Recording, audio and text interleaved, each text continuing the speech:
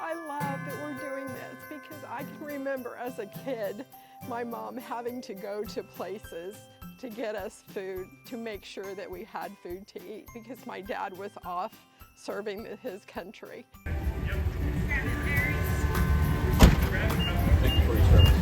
There you go. This is going to go to feeding the family for Christmas, so it's always nice to have a nice hot meal. Merry Christmas. I can take this back and teach the kids all day that, you know, there's people out here that are willing to sit out here in the cold and support us for us to do our job.